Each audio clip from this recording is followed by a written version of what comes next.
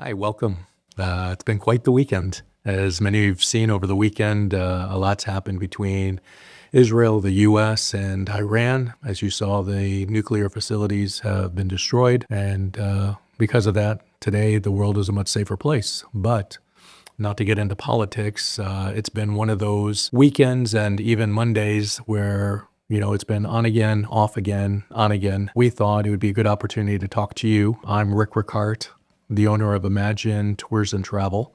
And as many of you probably already have questions in regards to, is it safe to travel? Will we be able to travel this summer and fall? And what does the future look like? As you probably saw with the news, there's possible ceasefire talks in the works, as we know from previous experience. And I've only been doing this for 30 plus years, so I can tell you that every time that we've seen a ceasefire, usually they're pretty fragile. They're on, they're off, they're on. It usually takes about 3 ceasefires to actually have it where it comes to fruition. With everything that's going on right now with Israel, there's been a lot that's happened in the last, I would say, 10 days.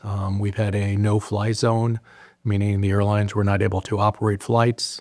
We know that Ben Gurion Airport was opening up on Monday and was expected to have between anywhere from 40 to 100 flights to have those that are in Israel the opportunity to get out and return home, as well as those that were abroad to be able to return back to Israel. That being said, I do believe, and again, I'm not a miracle worker, but from my experience, usually these don't last very long. I would say, since I believe we're in day 10 of the situation with Israel and Iran, what will end up taking place, the airs will open up once again, flights will begin to operate as normal, and you will begin to see tourism return in the next couple of weeks back to Israel. I believe that the U.S. air carriers will also return in addition to the European air carriers. Last time that something like this took place, where there was actually flights operating and so forth, usually they start with more of the local European air carriers, such as Lufthansa flying to Frankfurt, flights going to Larnaca, going to Athens, to Rome, London. Those are usually the first. And then after that, those traveling to the U.S. And that's usually been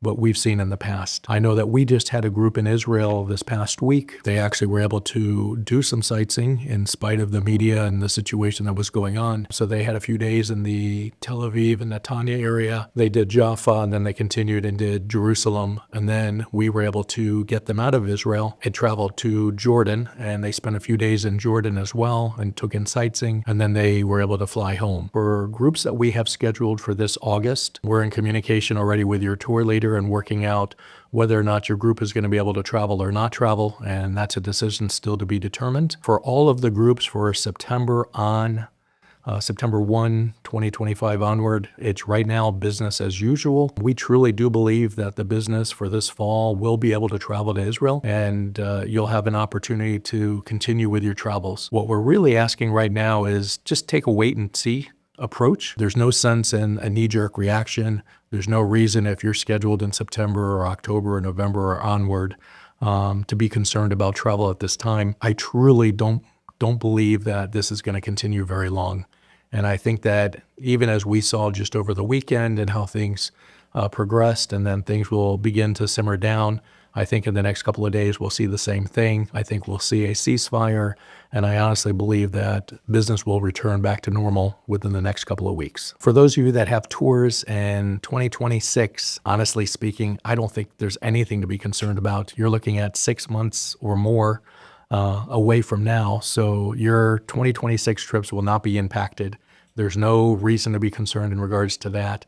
And again, as I stated earlier, even groups for September 1 onward, as it is right now, it's business as usual. We're not rescheduling tours at this time. We're actually just going to go about as business as usual. Thank you for those of you that have contacted us over the weekend, particularly those that had questions regards 2026 trips.